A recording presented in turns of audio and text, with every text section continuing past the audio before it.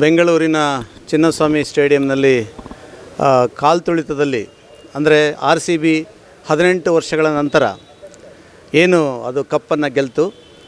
ಅದರ ವಿಶೇಷವಾಗಿ ಇಡೀ ರಾಜ್ಯ, ಅದರಲ್ಲೂ ದೇಶದಲ್ಲಿ RCB ಅಭಿಮಾನಿಗಳು ತುಂಬ ಸಂಭ್ರಮಾಚರಣೆಯಲ್ಲಿ ಇರತಕ್ಕಂಥ ಸಂದರ್ಭದಲ್ಲಿ, ಅದರಲ್ಲೂ ಕರ್ನಾಟಕ 18 ವರ್ಷಗಳ ನಂತರ ಆ ಕಪ್ಪನ್ನು ಗೆದ್ದಿರ್ತಕ್ಕಂಥ ಸಂದರ್ಭದಲ್ಲಿ ಆ ಸಂಭ್ರಮಾಚರಣೆಗೆ ಆ ಚಿನ್ನಸ್ವಾಮಿ ಸ್ಟೇಡಿಯಂನಲ್ಲಿ ಸೀಟ್ ಕೆಪಾಸಿಟಿ ಎಷ್ಟಿದೆ ಅನ್ನೋದನ್ನು ಸರ್ಕಾರನೂ ಕೂಡ ಅರ್ಥ ಮಾಡ್ಕೋಬೇಕಾಯಿತು.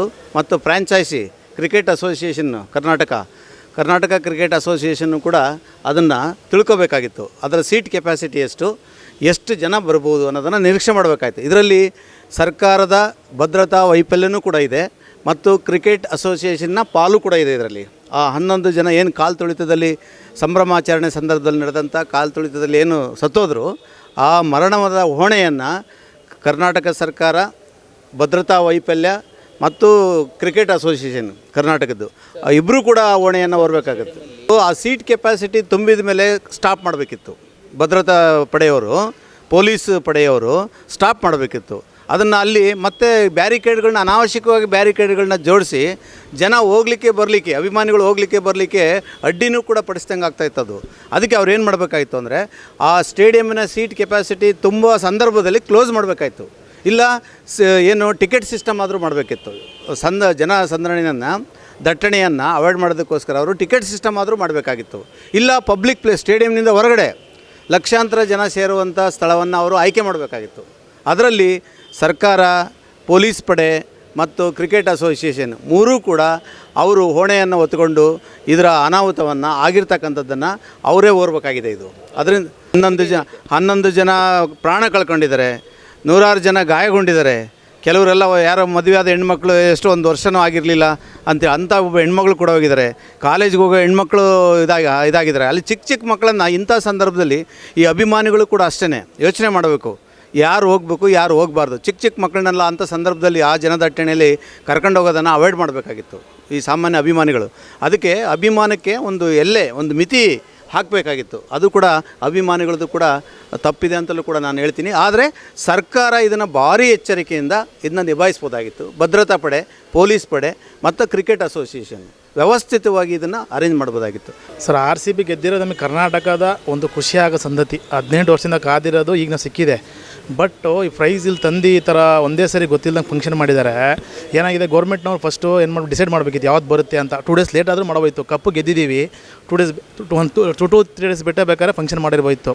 ಅದೇನಾಯಿತು, ಏನು ಡೇಟ್ ಫಿಕ್ಸ್ ಮಾಡ್ದಲ್ಲೇ ಫಂಕ್ಷನ್ ಮಾಡಿಬಿಟ್ಟಿದ್ದಾರೆ. ಅದಕ್ಕೆ ಅಭಿಮಾನಿಗಳು ಯಾರಿಗೆ ಗೊತ್ತಿಲ್ಲ ಎಷ್ಟು ಜನ ಬರ್ತಾರೆ ಏನು ಅಂತೇಳಿ. ಇದು ನಾವು ಗೌರ್ಮೆಂಟ್ದು ಹೇಳೋಕ್ಕಲ್ಲ. ಏನಕ್ಕೆ ಅಂತ ಹೇಳಿದ್ರೆ, ಈಗ ಅದು ಒಂದು ಇನ್ಸಿಡೆಂಟ್ ಆಗಿರೋದು. ಇನ್ಸಿಡೆಂಟ್ ಅಂತ ಹೇಳಿದ್ರೆ ಟಿಕೆಟ್ ತೆಗ್ದಿಲ್ಲ, ಆಮೇಲೆ ಎಷ್ಟು ಜನ ಬರ್ತಾರೆ ಅಂತ ಯಾರಿಗೂ ಗೌರ್ಮೆಂಟ್ನವ್ರಿಗೆ ಗೊತ್ತಿಲ್ಲ ಎಷ್ಟು ಜನ ಬರ್ತಾರೆ ಅಂತೇಳಿ. ಇದರಲ್ಲಿ ಯಾರ್ದು ಏನು ಗೌರ್ಮೆಂಟ್ನವ್ರದ್ದು ಹೇಳೋಕ್ಕಲ್ಲ. ಬಟ್ ಆಗಿರೋದನ್ನ ಗೌರ್ಮೆಂಟ್ನ ನಿಭಾಯಿಸಬೇಕು. ಆದರೂ ಪೊಲೀಸ್ ಪಡೆಯವರು ಸ್ವಲ್ಪ ರೆಸ್ಪಾನ್ಸ್ ತೊಗೊಬೇಕಿತ್ತು. ಅವ್ರದ್ದು ಸ್ವಲ್ಪ ರೆಸ್ಪಾನ್ಸಿಬಿಲಿಟಿ ಇದೆ. ಅದಾದರೂ ಎಲ್ಲ ತಲೆ ಮೇಲೆ, ಗೌರ್ಮೆಂಟ್ ತಲೆ ಮೇಲೆ ಬರೋ ಸರ್. ಇದು ಬೆಂಗಳೂರಿನ ಚಿನ್ನಸ್ವಾಮಿ ಕ್ರೀಡಾಂಗಣದಲ್ಲಿ 11 ಜನ ಕಾಲ್ತುಳಿತಕ್ಕೆ ಒಳಪಟ್ಟು ಮೃತರಾದಂಥ ಕುಟುಂಬದವರಿಗೆ ದೇವರು ಅವರಿಗೆ ಆ ನೋವನ್ನು ಭರಿಸುವಂಥ ಶಕ್ತಿ ಕೊಡಲಿ ಅಂತ ಹೇಳ್ತಾ, ಈ ಒಂದು ಕಾಲ್ತುಳಿತದ ಪ್ರಕರಣಕ್ಕೆ ಸರ್ಕಾರವೇ ನೇರ ಹೊಣೆಯಾಗಿ ಕಾರಣಕರ್ತರಾಗಿದ್ದಾರೆ. ಕಾರಣ ಏನಪ್ಪ ಅಂದರೆ, ಈ ರಾಜ್ಯದ ಮುಖ್ಯಮಂತ್ರಿಗಳು, ಉಪಮುಖ್ಯಮಂತ್ರಿಗಳು, ಸಚಿವ ಸಂಪುಟದ ಸದಸ್ಯರೆಲ್ಲರೂ ಸಹ ಇದೇ ಚಿನ್ನಸ್ವಾಮಿ ಕ್ರೀಡಾಂಗಣದಲ್ಲಿ ಪ್ರಮಾಣ ವಚನ ಸ್ವೀಕಾರ ಮಾಡ್ತಾರೆ ಸರ್ಕಾರ ರಚನೆ ಸಂದರ್ಭದಲ್ಲಿ. ಆದರೆ ಆ ಸಂದರ್ಭದಲ್ಲಿ ಆಗಿರ್ತಕ್ಕಂಥ ಕಾಲ್ತುಳಿತವನ್ನು ಯಾವುದೇ ಥರದ ಅನಾಹುತಗಳಾಗ್ಲಂಗೆ ಸರ್ಕಾರ ಇವರಿಗೆ ಹೇಗೆ ಬೇಕೋ ಆ ಥರ ತಮ್ಮ ಸೆಕ್ಯೂರಿಟಿಯನ್ನು ಇದು ಮಾಡುತ್ತೆ. ಪಬ್ಲಿಕ್ಕು ಈ ಸಂದರ್ಭದಲ್ಲಿ, ಈ ಮೊನ್ನೆ RCB ಗೆದ್ದಂಥ ಸಂದರ್ಭದಲ್ಲಿ ಸಂಭ್ರಮಾಚರಣೆ ಸಂಬಂಧದಲ್ಲಿ ಯಾವುದೇ ಮುಂಜಾಗ್ರತೆ ಕ್ರಮಗಳನ್ನು ತಗೊಂಡು, ಯಾವುದೇ ಅಲ್ಲಿ ಪೊಲೀಸ್ ಭದ್ರತಾ ಪಡೆಗಳನ್ನು ಸರಿಯಾಗಿ ನಿಭಾಯಿಸದೆ ಸಾರ್ವಜನಿಕರ ಸಾವಿಗೆ ಸರ್ಕಾರನೇ ನೇರ ಕಾರಣ ಅಂತ ಹೇಳಿ ನಾನು ಹೇಳೋಕ್ಕೆ ಇಷ್ಟಪಡ್ತೀನಿ. ಹನುಮಂತಪ್ಪ ಯಡವಾಲ, ಶಿವಮೊಗ್ಗ ಉಪವಿಭಾಗ ಅಟ್ರಾಸಿಟಿ ಕಮಿಟಿ ಸದಸ್ಯರು. ಏನು ಬೆಂಗಳೂರು ಚಿನ್ನಸ್ವಾಮಿ ಕ್ರೀಡಾಂಗಣದಲ್ಲಿ ಏನು 11 ಜನ RCB ಅಭಿಮಾನಿಗಳ ಸಾವಾತಲ್ಲ, ಈ ಸಾವಿಗೆ ನಿಖರವಾದ ಕಾರಣ ಅಂದರೆ ಸಾಮೂಹಿಕವಾಗಿ ಏನು ಕಾರಣ ಆಗ್ತಾರೆ. ಹೆಂಗೆ ಸಾಮೂಹಿಕವಾಗಿ ಅಂದರೆ RCB ಮ್ಯಾನೇಜ್ಮೆಂಟಿಂದು ತಪ್ಪಿದೆ, ಸರ್ಕಾರದ ತಪ್ಪಿದೆ, ಫ್ಯಾನ್ಸ್ಗಳದ್ದು ತಪ್ಪಿದೆ. ಇವ್ರು 3 ಜನನ ಕೋಆರ್ಡಿನೇಷನ್ ಇಲ್ದಿರೋದ್ರಿಂದನೇ ಇದ್ರ ಸಾವಾಗಿರೋದು ಅನ್ನೋದು ನಮ್ಮ ಅಭಿಪ್ರಾಯ. ಯಾಕೆಂದರೆ ಅಷ್ಟು ಲಕ್ಷಾಂತರ ಜನ ಸೇರಿದಾಗ ಯಾವ ಥರ ವ್ಯವಸ್ಥೆ ಮಾಡಬೇಕು, ಯಾವ ಥರ ಹೋಗ್ಬೇಕು, ಯಾವ ಥರ ಬರಬೇಕು ಅನ್ನೋದ್ರ ಬಗ್ಗೆ. ಬೆಂಗಳೂರಿನ ಚಿನ್ನಸ್ವಾಮಿ ಕ್ರೀಡಾಂಗಣದಲ್ಲಿ ಏನು RCB ಫ್ಯಾನ್ಸ್ಗಳು 11 ಜನ ಸಾವಾಗಿದೆಯಲ್ಲ, ಅದಕ್ಕೆ 3 ಜನ ಕಾರಣಕರ್ತರು. ಒಂದು ಸರ್ಕಾರ, ಇನ್ನೊಂದು RCB ಮ್ಯಾನೇಜ್ಮೆಂಟು ಮತ್ತು RCB ಫ್ಯಾನ್ಸ್ಗಳು. ಈ 3 ಜನ ಕೋಆರ್ಡಿನೇಟ್ ಇಲ್ದಿರೋ ಕಾರಣದಿಂದ ಈ ಥರ ಸಾವಾಗಿದೆ ಅನ್ನೋದು ನನ್ನ ಅಭಿಪ್ರಾಯ. ಸರ್ಕಾರನೂ ಹೊಣೆಯಾಗಿದೆ, ಮತ್ತು ಜೊತೆಯಲ್ಲಿ RCB ಅಂತ ಏನು ಕಂಡಕ್ಟ್ ಮಾಡಿದ್ರಲ್ಲ ಅವರು ಸಹ ಹೊಣೆ ಆಗಿರ್ತಾರೆ. ಇದರ ಬಗ್ಗೆ ಸೂಕ್ತವಾದಂಥ ಕ್ರಮ ತೆಗೆದುಕೊಳ್ಬೇಕು.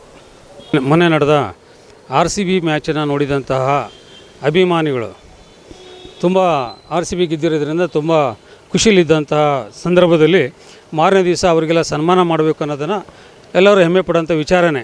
ಆದರೆ ಈ ಕಾರ್ಯಕ್ರಮವನ್ನು ಆಯೋಜನೆ ಮಾಡಿರೋಂಥವರು ಸರ್ಕಾರದಿಂದ ಮತ್ತು ಪೊಲೀಸ್ ಇಲಾಖೆಯಿಂದ ತೆಗೆದುಕೊಳ್ಬೇಕಾಗಿತ್ತು.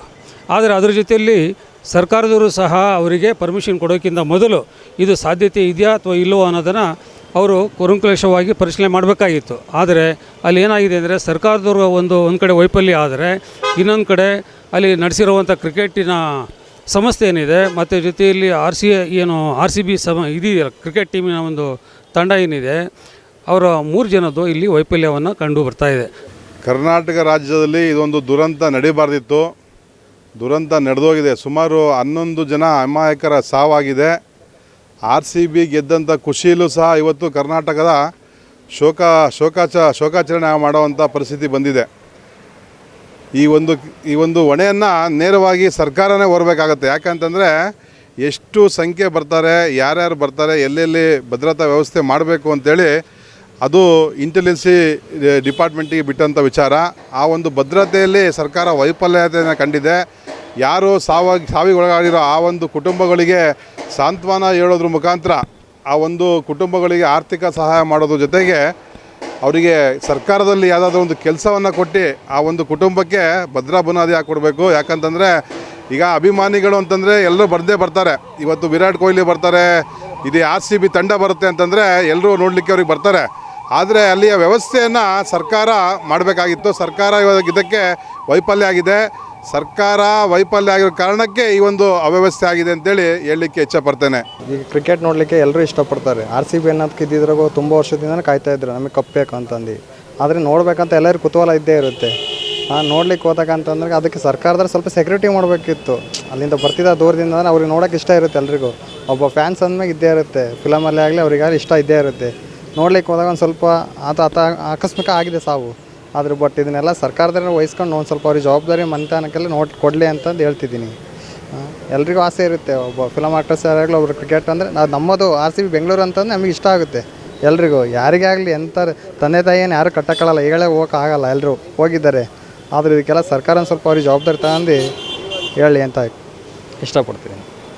ನಮಸ್ಕಾರ. ಎಲ್ಲರಿಗೂ ಗೊತ್ತಿದ್ದಾಗೆ ಜೂನ್ 14ಕ್ಕೆ IPL ಮ್ಯಾಚ್ ಆಗುತ್ತೆ. IPL ಮ್ಯಾಚು ಬೆಂಗಳೂರಲ್ಲಿ ಮ್ಯಾಚು 3ನೇ ತಾರೀಕು ಮ್ಯಾಚ್ ಆಗುತ್ತೆ.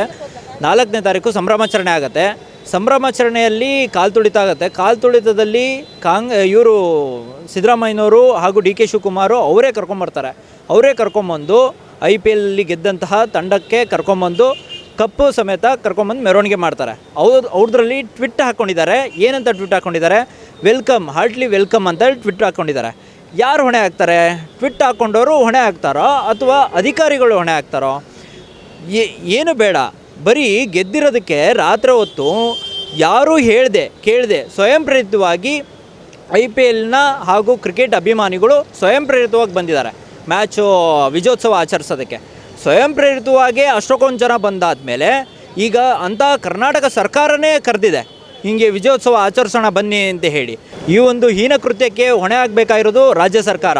ಯಾಕೆ ಅಂತಂದರೆ DK ಶಿವಕುಮಾರು ಹಾಗೂ ಸಿದ್ದರಾಮಯ್ಯನವರು ಅವ್ರ ಮಕ್ಕಳು ಮೊಮ್ಮಕ್ಕಳನ್ನು ಅವ್ರ ಹೆಂಡತಿ ಮಕ್ಕಳನ್ನ ಎಲ್ಲರನ್ನೂ ಕರೆಸಿ ಪ್ಲೇಯರ್ ಹತ್ರ ಸೆಲ್ಫಿ ತೆಗೆಸಿ ಎಲ್ಲ ಆಡಂಬರ ಮಾಡಿದ್ದವರೇ. ಹಾಗಾಗಿ ನೇರ ಹೊಣೆ ಆಗೋದು ಅವರೇ ಆಗ್ತಾರೆ, ಪೊಲೀಸ್ ಅಧಿಕಾರಿಗಳಾಗಲ್ಲ. ಪೊಲೀಸ್ ಅಧಿಕಾರಿಗಳು ಹೆಂಡತಿ ಮಕ್ಕಳು ಯಾರು ಬಂದಿರಲಿಲ್ಲ, ಪಾಪ ಅವರು ಕಾವಲು ಕಾಯ್ತಾಯಿದ್ರು. ಇವ್ರ ಹೆಂಡತಿ ಮಕ್ಕಳನ್ನ ಕಾವಲು ಕಾಯ್ತಾಯಿದ್ರು. ಹಾಗಾಗಿ ರಾಜ್ಯ ಸರ್ಕಾರ ಈ ಒಂದು ಹೀನ ಕೃತ್ಯಕ್ಕೆ ನೇರವಾದ ಹೊಣೆಯನ್ನು ತೊಗೊಬೇಕಾಗತ್ತೆ. ರಾಜ್ಯ ಸರ್ಕಾರ RCB ಕಾರ್ಯಕ್ರಮದ ಜವಾಬ್ದಾರಿನ ನಿನ್ನೆ ದಿನ ತಗೊಂಡಾಗಿದೆ. ತಗೊಂಡ ನಂತರ ಈ ಕಾರ್ಯಕ್ರಮದಲ್ಲಿ ಏನು ಕಾಲು ತುಳಿತ ಆಯಿತು, 11 ಜನ ಅಮಾಯಕರಿಗೆ ಸರ್ಕಾರವೇ ಪರಿಹಾರ ಕೊಟ್ಟಿದೆ, ಅದು ಸರಿ ಇದೆ. ಆದರೆ ಆ ಜವಾಬ್ದಾರಿಯಂತೆ ಅವರು ಏನು ಅನಾಹುತ ಆಯಿತೋ ಆ ಜನರಿಗೆ ನ್ಯಾಯ ಕೊಡಿಸ್ಲಿಕ್ಕೆ ಯಾರ್ಯಾರು ಹೊಣೆಗಾರರಾಗಿದ್ದಾರೆ ಅಂದರೆ ಈ ಕಾಂಗ್ರೆಸ್ ಸರ್ಕಾರದ ಸಿದ್ದರಾಮಯ್ಯ ಇರ್ಬೋದು, ಡಿ ಕೆ ಶಿವಕುಮಾರ್ ಇರ್ಬೋದು, ಗೃಹ ಮಂತ್ರಿಗಳಾದ ಪರಮೇಶ್ವರ್ ಇರ್ಬೋದು, ಅವರೆಲ್ಲರೂ ಸಹ ಈ ಜವಾಬ್ದಾರಿಯಲ್ಲಿ ನಿರ್ವಹಿಸಿದ್ದಾರೆ. ಇವರೆಲ್ಲರಿಗೂ ಕಾನೂನು ರೀತಿ ಕ್ರಮ ಜರುಗಿಸಲೇಬೇಕು. ಕಾನೂನಿನ ಮುಖಾಂತರ ಕಾನೂನು ಎಲ್ಲರಿಗೂ ಒಂದೇ. ಈ ದೇಶದ ನಾಗರಿಕರಿಗೆ ಪ್ರತಿಯೊಬ್ಬರಿಗೂ ಸಹ ಕಾನೂನು ಅನ್ನೋದು ಎಲ್ಲರಿಗೂ ಒಂದೇ ಆಗಿರ್ತದೆ. ಈ ಕಾನೂನನ್ನು ಅವ್ರಿಗೂ ಸಹ ವಹಿಸಿರೋ ಜವಾಬ್ದಾರಿ ಇರುವಂಥದ್ದೇ. ಅವ್ರ ಮೇಲೂ ಈ ಕಾನೂನು ಕ್ರಮವನ್ನು ಜರುಗಿಸಬೇಕು ಅಂತೇಳಿ ನಾವು ಈ ಸರ್ಕಾರಕ್ಕೆ ಮನವಿ ಮಾಡ್ಕೊಳ್ತಾ ಇದ್ದೇನೆ. ಈಗ RCB ಮ್ಯಾಚು ನಡೀತಕ್ಕಂಥ ಸಂದರ್ಭದಲ್ಲಿ ಭಾಳ ಸಂಭ್ರಮವನ್ನು ಆಚರಿಸಿರ್ತಕ್ಕಂಥ ರಾಜ್ಯ ಮತ್ತು ದೇಶ ಭಾಳ ಸಂಭ್ರಮಿಸಿರ್ತಕ್ಕಂಥದ್ದು. 18 ವರ್ಷಕ್ಕೆ ಭಾಳ ಸಂಭ್ರಮಾಚರಣೆ ಮಾಡಿರ್ತಕ್ಕಂಥದ್ದು. ಆದರೆ ಒಂದು ಕಡೆ ದುಃಖದ ಮಡಿಲಿನಲ್ಲಿ 11 ಕುಟುಂಬಗಳು ಇವತ್ತು ಕಣ್ಣೀರಲ್ಲಿ ಕೈ ತೊಳಿತಾ ಇದ್ದಾವೆ. ಅದಕ್ಕೆ ಹೊಣೆ ಯಾರು? ದಯಮಾಡಿ ಇದು ಏನು ನಡೆದಿದೆ ಅದಕ್ಕೆ ಪ್ರತ್ಯುತ್ತರವಾಗಿ ಸರ್ಕಾರ ಇದನ್ನು ತನಿಖೆ ಮಾಡಬೇಕಾಗಿ ತಮ್ಮಲ್ಲಿ ಮನವಿಯ ಪ್ರಾರ್ಥನೆ. ದಿನಾಂಕ 3/6/2025 ನಡೆದಕ್ಕಂಥ RCB ಪಂದ್ಯಾವಳಿ ಇಡೀ ದೇಶಾದ್ಯಂತ ಸಂಭ್ರಮ ಪಡ್ತು. ಅದರಲ್ಲಿ ಒಂದು ಕಡೆ ಖುಷಿ ಆದರೆ ಇನ್ನೊಂದು ಕಡೆ ಸಾವಿನ ಸೂತಕ ಅಂತಂದರೆ 11 ಜನ ಕುಟುಂಬಸ್ಥರು ಒಬ್ಬೊಬ್ಬರು ಸಾವಾಯಿತು. ಆ ಸಾವು ಆಗಬಾರ್ದಾಗಿತ್ತು, ಆದರೂ ಆಗೋಯಿತು. ಇದಕ್ಕೆ ಯಾರು ಹೊಣೆ? ಇದಕ್ಕೆ ನೇರವಾಗಿ ಸರ್ಕಾರವೇ ಹೊಣೆ ಅಂತಕ್ಕಂಥದ್ದು ನನ್ನ ಅಭಿಪ್ರಾಯ. 2024ರಲ್ಲಿ T20 ವಿಶ್ವಕಪ್ ಭಾರತ ಗೆದ್ದಿತ್ತು. ಅದರ ಕಾರ್ಯಕ್ರಮವನ್ನು ಜುಲೈ ತಿಂಗಳಲ್ಲಿ ಅಳವಡಿಸಿದರು.